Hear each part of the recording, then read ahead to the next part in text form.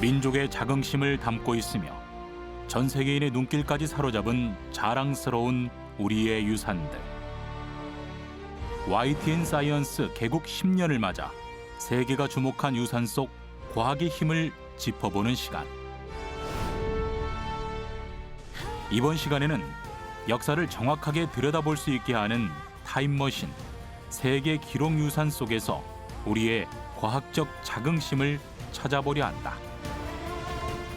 우리가 자연만 지키거나 풍습을 지키는 것에만 주력할 게 아니라 기록된 것 중에서 중요한 것을 보존을 하고, 또한 민족의 공동체 정서가 녹아든 인류 무형문화 유산 속에도 과학의 정신은 숨어 있다. 독창적 문화의 산물인 무형유산 속 과학 정신은 과연 무엇일까?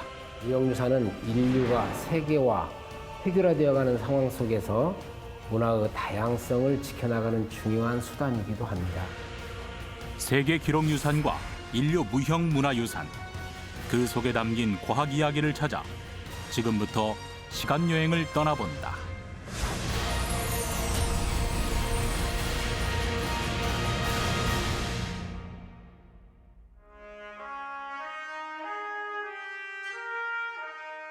지난 시간 우리가 주목했던 것은 건축물이나 사찰, 유적지와 같은 세계 유산 속 과학 이야기였다. 이번 시간에는 기록 유산에 주목한다.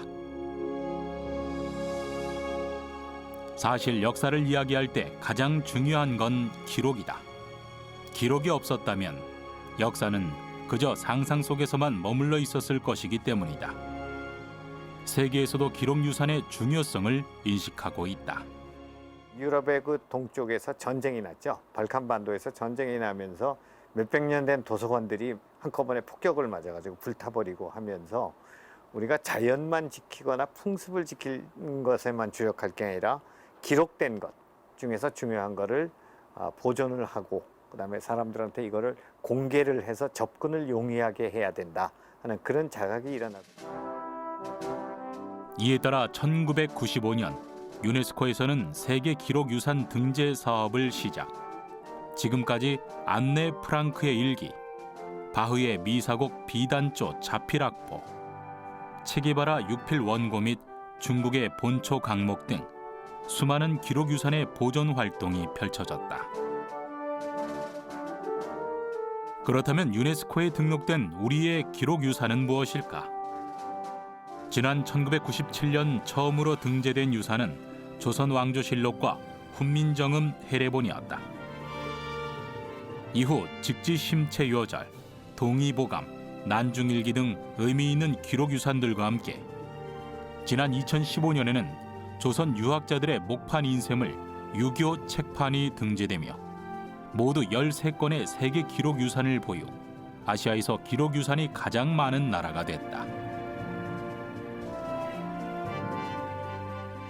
국내에서 이제 등재 대상의 기록물을 발굴하려는 활동이 아주 활발하게 일어났어요. 실제로 우리가 세계 기록유산 회의를 2번 개최를 했어요. 전 세계에서 세계 기록유산 회의를 2번 이상 개최한 나라는 한국하고 폴란드밖에 없습니다. 폴란드는 역시 유럽에서 가장 적극적으로 이 활동을 하고 있는 국가이고, 한국은 아시아권에서 가장 적극적으로 활동하고 있는 그런 국가지요. 우리의 기록 유산 중에서도 과학적 사고의 기반이 되고 인간 과학을 완성시키는 데 큰 역할을 한 소중한 유산이 있다. 바로 훈민정음 해례본과 동의보감이다. 시대를 넘어 지금까지도 우리 민족의 자긍심을 심어주는 기록 유산 속 과학을 찾아보자.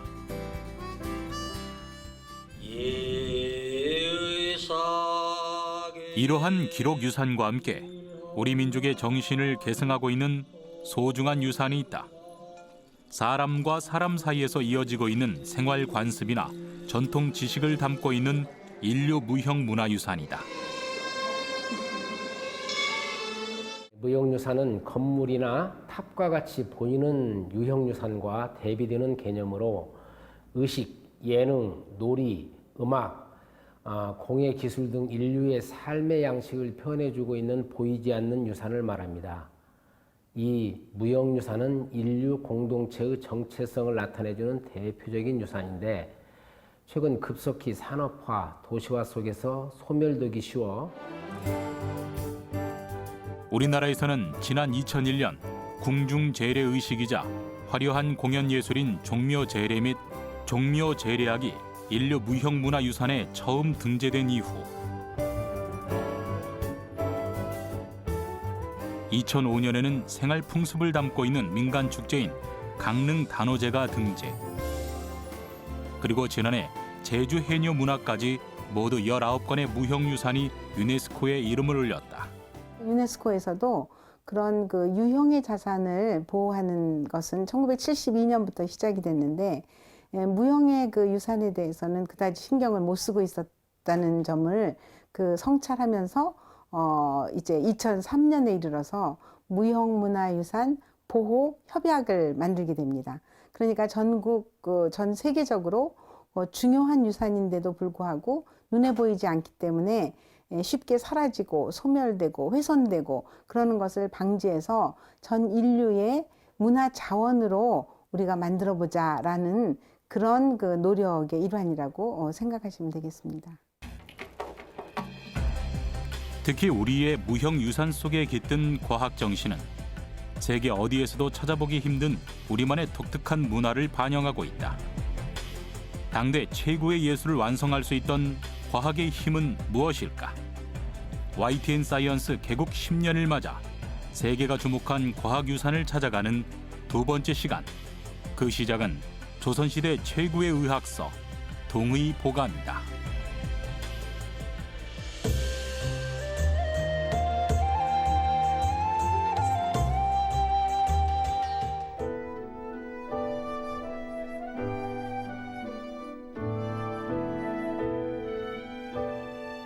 지난 2009년 유네스코 세계 기록유산에 등재되면서 그 가치를 국제적으로 인정받은 동의보감.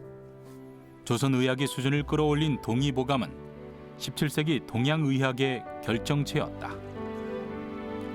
동의보감은 조선시대 의관 허준에 의해 완성된 방대한 내용의 실용의서다. 과거의 의학서를 탈피해 새롭고 독특한 체계를 재정립한 것으로 동아시아 의학에 큰 영향을 끼친 책이다.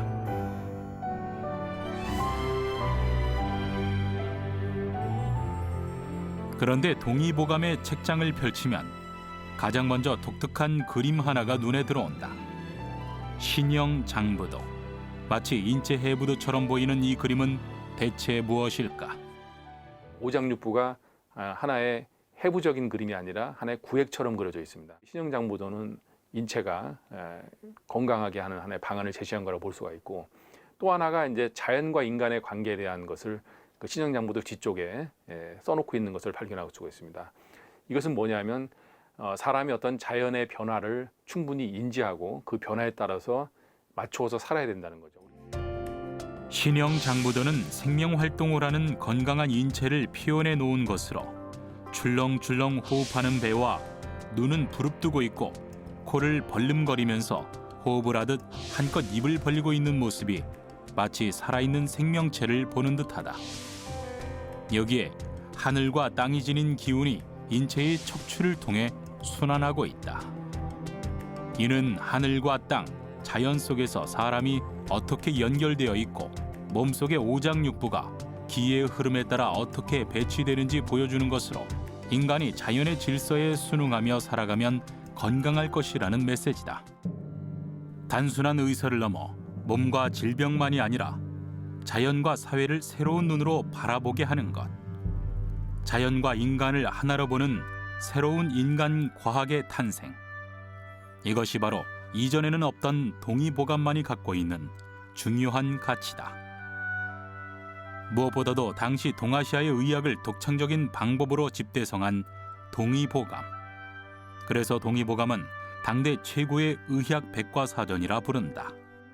중국이나 일본에서 그러한 시대에 허준만큼 그러한 의서를 다 수집해서 정리할 수 있는 능력을 가지고 또 그런 환경을 만들어 놓은 그런 국가는 아마 조선밖에 없지 않았을까. 그 당시에 중국이나 일본에서는 그런 비슷한 책을 만들어내지 못했죠. 그런 면에서 조선의학의 수준이 이미 동의보감 같은 책을 집대성할 수 있는 그런 수준, 그런 의미에서 동의보감의 간행은 당시의 조선의학의 수준을 반영하는 것이라고 저는 생각합니다. 사실 동의보감의 편찬은 임진왜란에서 시작된다. 전쟁 발바로 의주로 피난을 갔던 선조는 전쟁 속에서 질병으로 고통스러워하는 백성들을 보며 안타까움을 금치 못했다.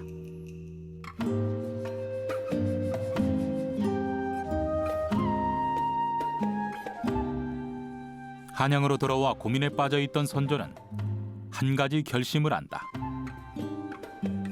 바로 신이 많은 의관인 허준에게 백성들의 병을 치료할 새 의학 서적의 편찬을 지시하는 것이다.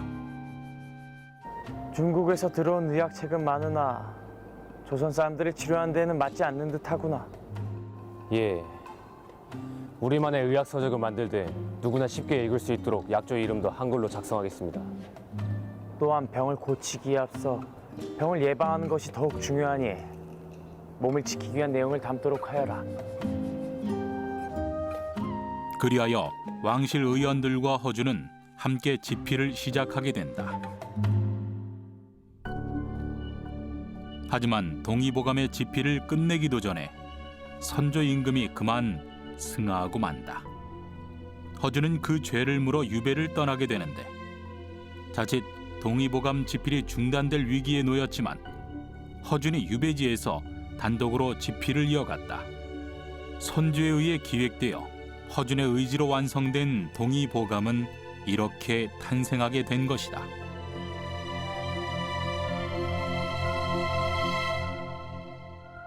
그런데 무엇보다도 동의보감이 훌륭한 점은 누구나 손쉽게 이용할 수 있도록 어려운 한문이 아닌 한글로 약재 이름을 넣었다는 것이다.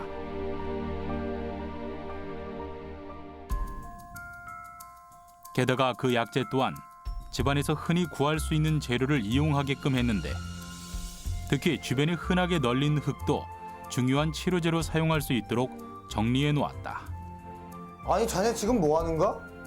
아이 우리 아들이 말이야 설사가 났는데 이 아궁이 바닥에 있는 흙이 아주 성질이 따뜻하고 독이 없어가지고 이 설사가 바로 멈추다 하잖아. 그래가지고 내가 이거 긁고 있는 거요. 아 그런가?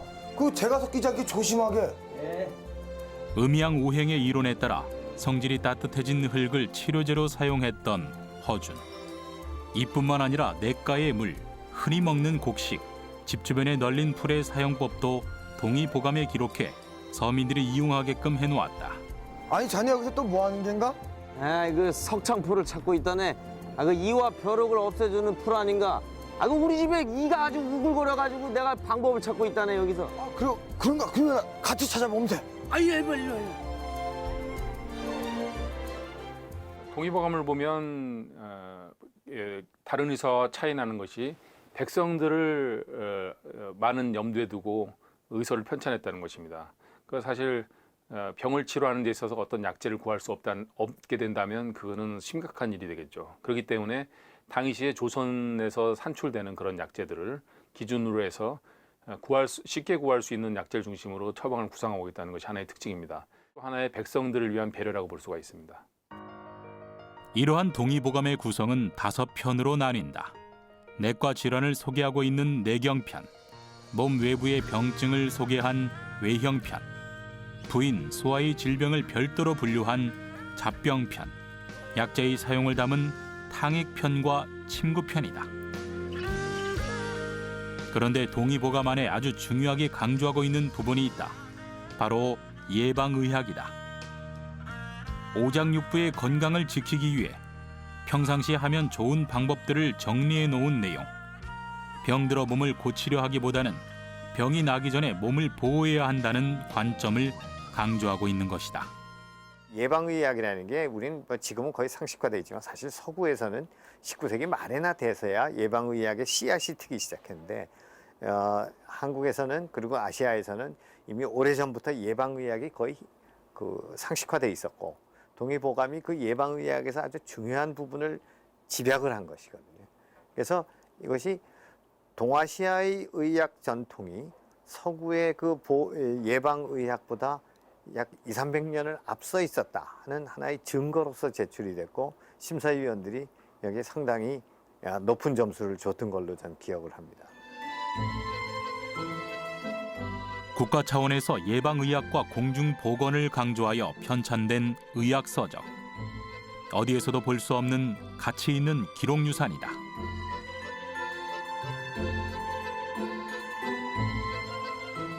조선의 의서는 물론 중국의 의서 86종의 민간요법까지 섭렵한 동의보감은 이제 아시아를 넘어 전 세계인에게 가치를 인정받는 자랑스러운 우리의 유산으로 남아있다.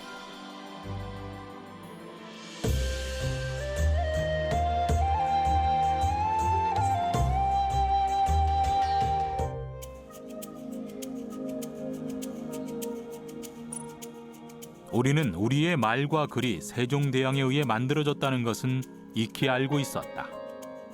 그러나 어떤 원리에 의해 창제되었는지는 사실 뒤늦게 세상에 알려졌다.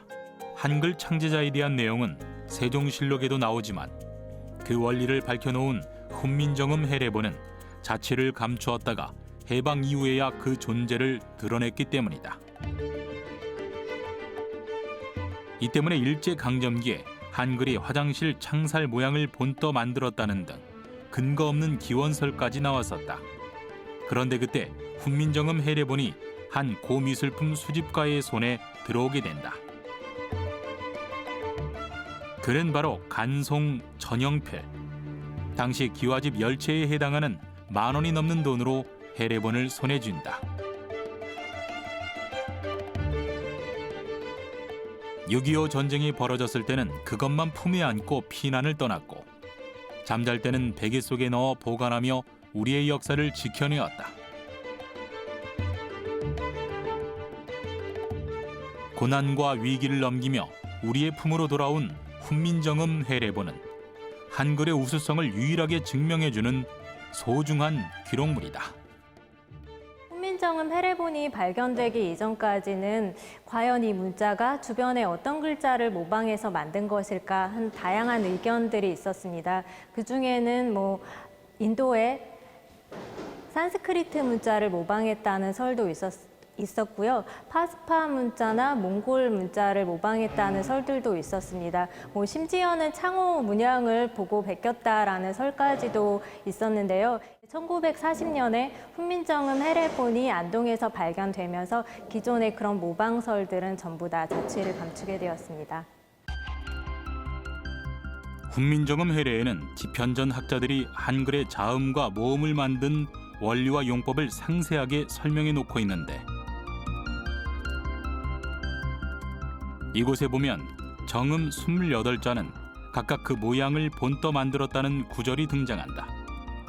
한글이 상형을 바탕으로 만들어졌음이 밝혀진 것이다. 훈민정음의 초성은 발음기관을 본떴는데 기역은 혀뿌리가 목구멍을 막는 모양을, 니은은 혀가 윗 잇몸에 닿는 모양을, 미음은 입의 모양을 본떴고 시옷은 소리 낼 때 이의 모양을, 이응은 목구멍의 모양을 본뜬 것이다.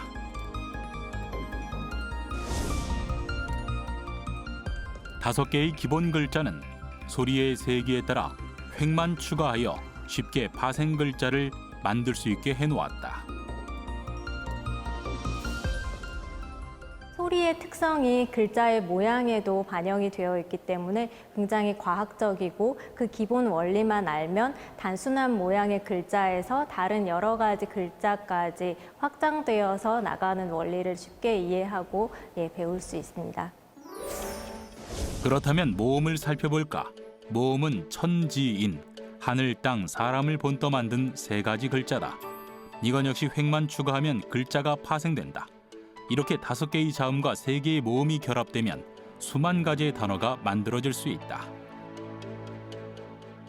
훈민정음은 모두 28글자이지만 그 기본 글자는 몇 개 되지 않습니다. 자음 기본 글자 5자와 모음 기본 글자 3글자에서 확장해 나간 것들입니다. 자음 글자와 모음 글자는 함께 결합을 해서 우리가 하나의 음절 단위로 모아 쓰게 되는데요. 이렇게 했을 때 현대의 그 한글 표기로 적었을 때 11,172자의 글자 조합을 만들 수 있습니다. 기본 글자 자체는 몇 개 안 되고 굉장히 간결하고 단순하지만 여기에서 다양한 무한의 원리로 확장해서 굉장히 다양한 글자 조합을 만들 수가 있습니다. 문자를 사람이 만들고 과학적인 생성 원리까지 가진 글은 세계에서도 드문 일로 그 원리를 밝혀놓은 해례는 정말 중요한 기록유산이다. 지상에서 아는 그 문자 체계 중에서 정확하게 누가 언제 만들었다 하는 것을 아는 언어 문자 체계는 아주 유명한 것으로는 두 가지밖에 없습니다. 하나는 에스페란토가 있고 하나는 훈민정음입니다. 훈민정음은 현대가 시작되기 전에 과거에 특정 인물이 특정 방침에 따라서 아주 이 이론을 가지고 제작한 아주 인위적인 문자 체계의 가장 대표적인 경우입니다. 그 나머지는 누가 지었는지 모르고 관습에 의해서 혹은 오랜 기간의 진화에 의해서 지어졌지만 이건 아주 독특한 케이스죠. 아마 제 생각에는 심사위원들이 그 부분에 상당히 방점을 찍지 않았나 하는 그런 생각이 듭니다. 그렇다면 세종은 왜 한글을 만들려고 했던 걸까? 결정적인 계기가 되었던 일이 있었다. 바로 백성들의 폐륜 범죄를 접하면서부터다. 세종 7년 창녕의 김근이라는 자가 어머니를 구타한 사건이라든가 세종 10년 진주의 김화가 아버지를 살해하는 범죄를 접하며 안타까운 마음이 솟아오른 것이다. 효자 연려의 이야기를 담은 삼강행실도를 제작하게 하는데 글을 모르는 백성들도 이해하기 쉽도록 그림까지 실어 책을 만들었다.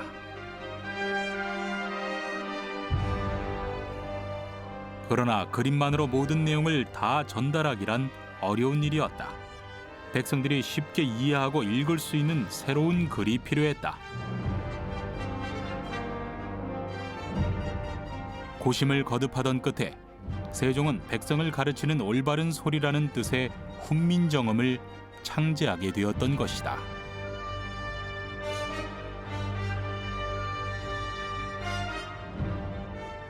한글에는 그 백성들을 사랑했던 세종대왕의 마음이 담겨 있고 그 안에는 창조적인 아이디어가 있을 뿐만 아니라 백성들과 소통하고자 했던 그런 열린 사고방식을 엿볼 수가 있습니다.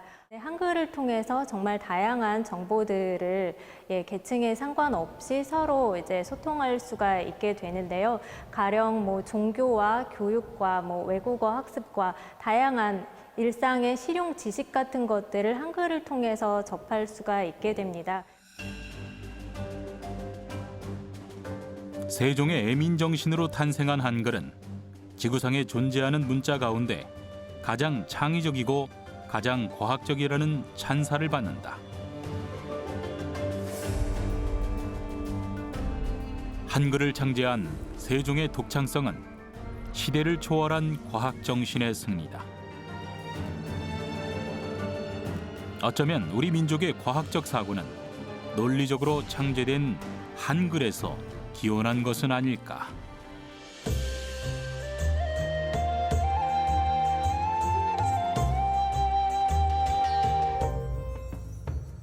신에게 바치는 인간의 종교적인 의식, 역사를 이해하는 가장 중요한 부분이다. 우리에게도 매년 5월이면 대규모의 인원이 동원되는 성대한 재래의식이 여전히 펼쳐지고 있다. 바로 종묘제례다. 조선시대의 나라 제사 중 규모가 크고 중요해 종묘대제라고도 했다. 제의가 펼쳐지는 이곳은 바로 종묘. 조선 왕조를 이끈 왕과 왕비의 신의를 모셔놓은 일종의 사당으로 지난 1997년 세계유산으로 등재되었다.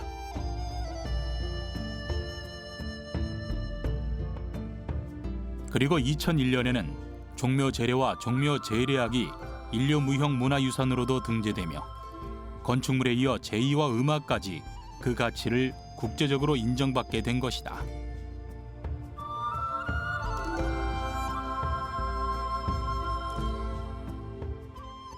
종묘제례는 조선시대 왕과 왕비들의 신주가 있는 종묘에서 거행되는 제양의식으로 나라 제사 중에서 가장 크고 중요한 제사이므로 종묘대제라고도 합니다.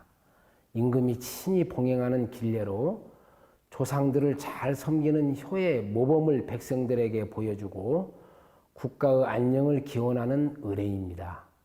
종묘제례와 제례학은 장엄하고 정제된 아름다움과 어우러진 동양예술의 정수이며 500년이라는 시간과 공간을 초월한 우리의 소중한 정신문화 유산이라 할 수 있습니다. 종묘 제례가 시작되는 순간부터 끝날 때까지 모든 의식이 함께하는 음악이 있다. 바로 종묘 제례악이다. 이 장엄한 음악의 작곡가는 다름 아닌 세종대왕. 기존에 연주되던 음악이 있었지만 그는 그것을 버리고 새로운 음악을 만들었다. 왜 그랬을까? 조선 초기 궁중음악은 중국에서 들어온 아악과 당악에 고려 음악인 향악이 뒤섞여 있었다. 우리 조상들은 살아서는 우리의 음악을 들었는데 종묘의 제사에서는 중국의 음악을 듣고 있으니 안타깝기가 그지없구나.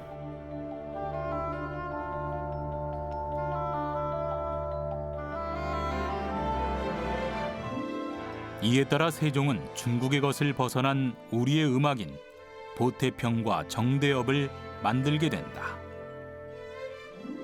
그러나 조선 건국의 정당성을 담은 우리의 음악이니 국가 의례에 사용해 백성들에게 널리 알리고자 한다. 아니되옵니다, 전하. 조선은 성리학의 나라로 중국의 것을 따르는 것은 옳은 일로 사료됩니다. 결국 대신들의 계속된 반대에 부딪혀 종묘 제례에서 음악 연주를 못하고 세상을 뜨고 만 세종. 하지만 그에겐 아들 세조가 있었다. 진평대군 시절부터 절대 음감으로 음악적 재능이 뛰어났던 세조는 생전 세종의 예약 정비 사업에도 참여하며 아버지의 음악 정신을 공유했었다. 그러던 1464년 세조 10년, 그는 아버지가 남겨준 보태평과 정대업을 새롭게 정리하여 종묘 제례에서 처음으로 연주를 하게 된다. 이후 지금까지 세종이 만들고 세조가 완성한 음악이 제례에 사용되고 있는데 예와 악을 중시했던 시대 정신이 한 발짝 앞으로 나아가던 순간이었다. 조선의 그 왕조에서는 이렇게 무라든가, 그러니까 군사력이라든가 강제력이라든가 이런 것보다는 예와 악으로 국민들을 다스리는 것을 최고의 가치로 여겼던 거죠. 선조들의 아주 수준이 높았던 정치 철학을 오늘날에도 좀 본받아서 결국은 강제력이나 무력이나 이런 걸로 정치를 한다기보다는 예의와 그다음에 악이라고 하는 것이 굉장히 높은 수준의 정치였다는 것을 되새김할 수 있는 굉장히 좋은 장이라고 생각이 됩니다. 그런데 이때 주목해봐야 할 악기가 하나 있다. 바로 편경이다. 청아하면서도 단정한 소리를 내는 이 악기는 모든 예악의 중심이다. 돌을 깎아서 만드는 악기이기 때문에 처음에 만들 때 음정이라든지 형태라든지 이런 것들이 굉장히 세밀하게 작업되는 특징들을 가지고 있고, 만들어진 이후에는 변형이 힘들기 때문에 음악의 중심축 역할을 한다는 것이죠. 중심축이라고 하는 것은 음정에 맞추는데 기본 역할을 해주는 기능을 가지고 있습니다. 그렇다면 편경의 음계를 살펴보자. 서양에서는 보통 12음계를 사용하지만 우리의 음악은 16음계가 기본이라 편경에는 윗단 8개, 아랫단 8개의 경돌이 음높이 순서대로 매달려 있다. 돌로 만든 편경은 온도나 습도에 따라 팽창이나 수축을 하지 않아 일정한 높이를 유지할 수 있어 모든 악기의 기본이다. 그런데 경돌 하나하나에는 상당히 과학적인 원리가 숨어 있다. 기역자 형태의 기울기는 90도가 아니다. 115도다. 이렇게 기울어진 이유는 뭘까? 우리 음악이라고 하는 특징을 보면은 서양 음악처럼 절대음이 아니라 폭을 주는 것이죠. 100을 가정할 때 90에서 100 사이를 도로 인정하듯이 그 제한된 폭 안에서 수용이 된다 하면은 우리 하나의 도로 인정하는 그러한 음악적 관념이 있습니다. 그렇듯이 그 115도라고 하는 각의 그 편경의 각도는 아마 최적화된 각도일 거라고 예상이 되고요.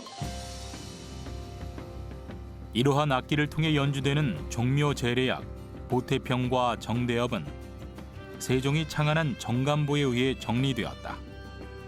정감보는 우물 정자처럼 칸을 질러 음의 길이를 표시하는 악보로 높이와 리듬을 동시에 표기하고 있다.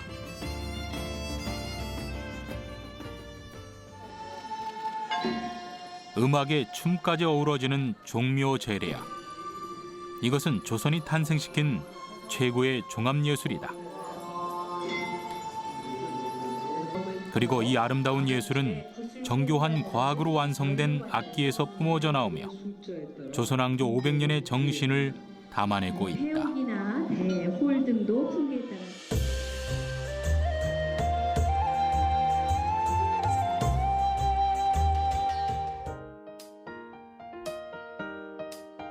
앞서 살펴본 궁중 제례 의식과 함께 인류 무형문화유산으로 세계인에게 인정받은 민간 향토 제례 의식이 있다.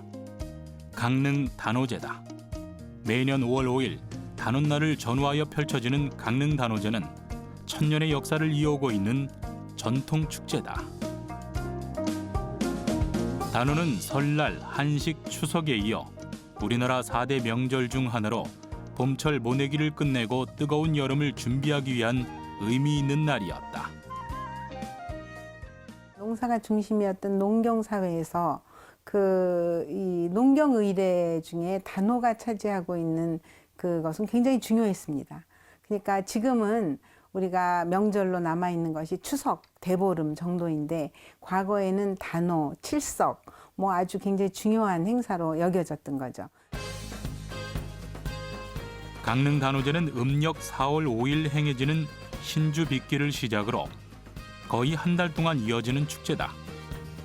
과거 신에게 풍년을 기원하며 제사를 지내고 음식과 놀이를 즐긴 데서 유래되었다. 그런데 독특하게도 유교적 제례의식에 무속인들이 참여한다. 이는 조선시대 남성들의 유교적 신앙 체계와 함께 민간 신앙에서 가정의 안녕을 기원했던 여성들의 참여가 두드러졌기 때문이다.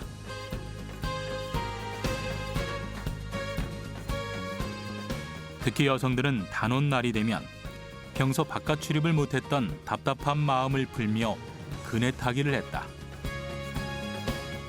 여성들이 그네를 뛰는 사이 남성들은 힘겨루기 씨름을 벌이는데 이러한 강릉 단오제에는 건강을 기원하는 활동들이 이어진다. 특히 창포물에 머리를 감는 것엔 의미가 있다. 창포는 천연 트리트먼트 효과를 줄 뿐만 아니라 각종 항균 효과를 갖고 있어 피부병을 예방한다. 선조들의 과학적 지혜가 아닐 수 없다. 게다가 단오날에는 수리 취떡을 쪄먹는데 그 재료는 쑥이다. 쑥은 예로부터 해로운 것을 쫓아 재액을 방지해주는 의미 있는 약초로 위장병이나 설사 예방 효과도 있어 한 해 동안 건강을 기원하는 의미를 담았다. 단오와 관련해서는 특히 여성들의 그 의례라고 불리울 만큼 여성들과 관련된 의식이 많았고, 그 농사일을 하지만 또 그 아주 힘들게 농사일을 하던 과정 속에서도 그 여성들이 이제 오래간만에 나와서 이렇게 단오 물맞이를 한다든가 아니면 창포에 머리를 그렇게 감는다든가 뭐 이런 등등의 여성 그 축제였다. 이렇게 우리가 한번 볼 수 있고요. 뭐 그네를 탄다든가 이런 게 단오와 얽혀진 것은 각별히 여성들의 그 의례, 놀이, 축제로 우리가 자리매김을 할 수 있습니다. 그런데 강릉 단오제에서 눈여겨볼 민속놀이가 하나 있다. 바로 관노 가면극이다. 춤과 몸짓으로 이야기를 표현하는 무언극으로 관노라는 특수한 신분 계층에 의해 연행되어 온 공연 예술이다. 그 내용에는 양반 풍자가 주로 이루어지지만 마무리는 모두가 함께 어우러지는 화합의 마당으로 끝을 맺는다. 현대인들이 즐길 수 있는 여러 가지 축제 현상들, 뭐 관노 가면극을 이제 관노 가면극을 갖다 하면서 또 그 이제 길놀이를 하면서 사람들에게 모두 즐거움을 선사하고 그다음에 참여를 시키는 그런 아주 그 재밌는 그 축제도 열리고 유네스코에서는 이제 단오굿 혹은 단오 그 축제 예, 그 한국에 그 물론 중국에도 있음에도 불구하고 중국과는 다른 모습을 가진 그런 그 시민 공동체가 살아있는 현장이다. 거기에 의미를 더 두었고 앞으로도 이제 그런 정신이 계속되기를 이제 바라는 거죠. 사실 단오절의 기원은 중국에 있다. 중국 초나라 신하 구런의 지조를 기리는 제사에서 유래가 된 것이다. 그러나 우리의 단오제는 중국이 아닌 고대 부족 국가 동해에서 이어져 온 것으로 풍요를 기원하며 대관령 산신에게 제사를 지내는 풍습이 발전한 것이다. 강릉 단오제는 과거 조상들의 공동체적 정신을 지금까지도 유지하며 전승하려는 현대인들의 노력의 산물이다.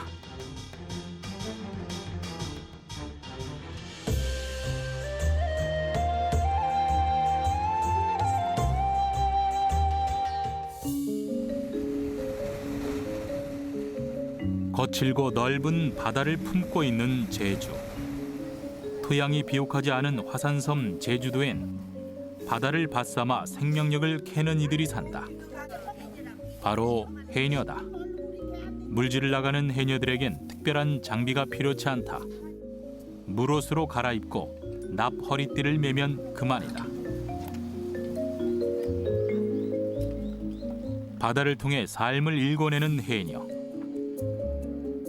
잠수를 하여 해산물을 채취하는 일은 외국에서도 진주조개잡이 같은 역사가 있지만 우리나라의 해녀만이 독특한 가치를 인정받아 유네스코 인류무형 문화유산으로 등재됐다.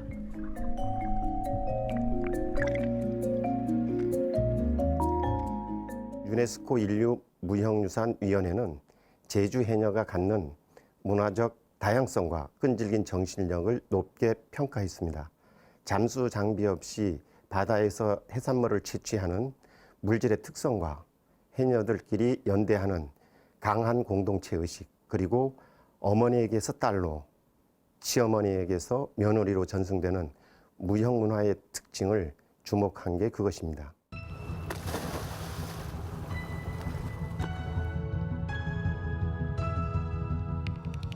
사실 우리나라의 해녀가 언제부터 등장했는지는 문헌으로 확인하기 어려우나 그 존재를 유추할 수 있는 기록이 있다.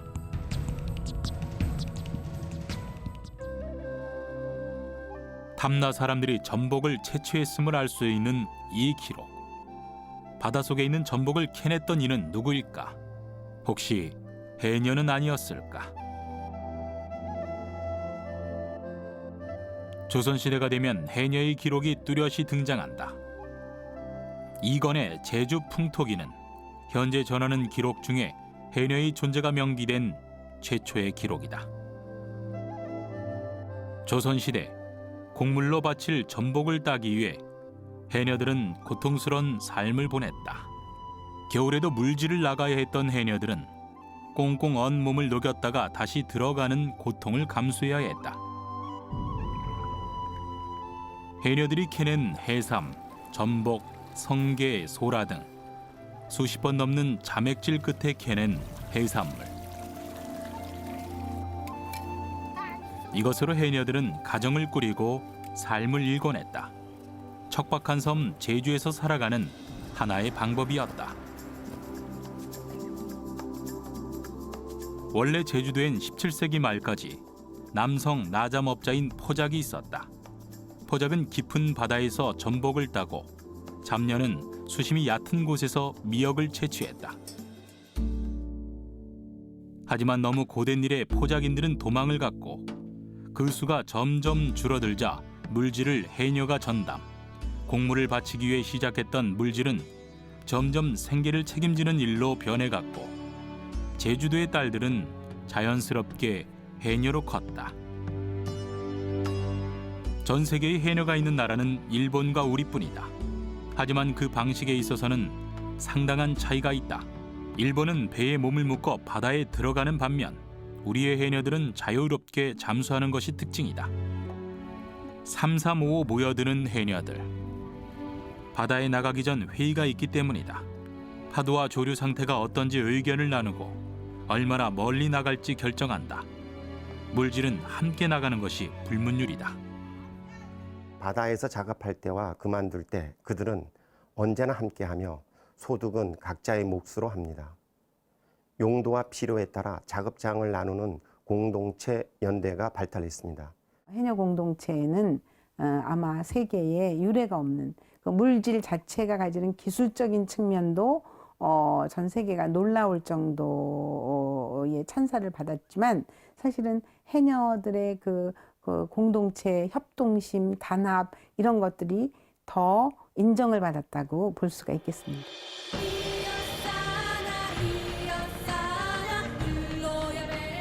실력이 높은 해녀들은 배를 타고 먼 바다로 나간다. 아무런 호흡기나 기계 장비 없이 맨몸으로 바다에 들어가는 해녀들. 그런데 바다에 들어가면 해녀들 사이에는 보이지 않는 경계가 생긴다. 실력이 높은 해녀는 실력이 낮은 해녀의 구역에는 절대로 가지 않는 것.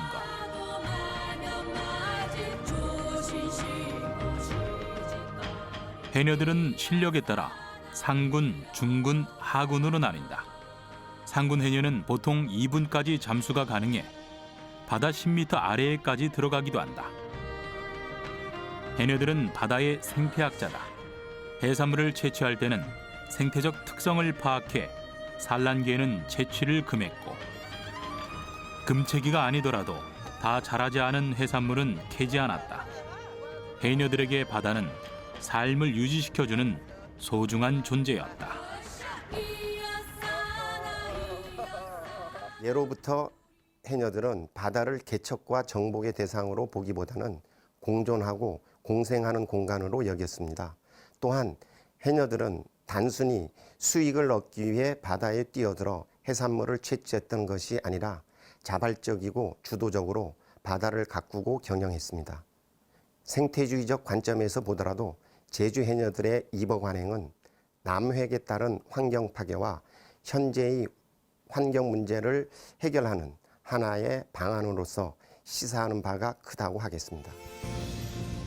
초인적인 생활력과 강인한 개척 정신으로 척박한 삶을 일궈온 제주 여성의 상징 해녀. 자연과 공존의 지혜를 발휘하고 있는 해녀들의 명맥이 앞으로도 꾸준히 이어질 수 있도록 우리 모두가 노력을 기울여야 할 것이다.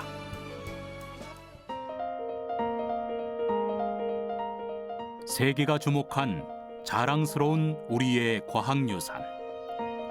과학은 생활 속에 숨은 작은 지혜였고 그 지혜가 모여 위대한 역사를 만들었다. 그 역사 속에 숨어있던 창조적인 과학 정신은 앞으로도 우리의 후손들을 위해 소중히 계승하며 이어나가야 할 것이다.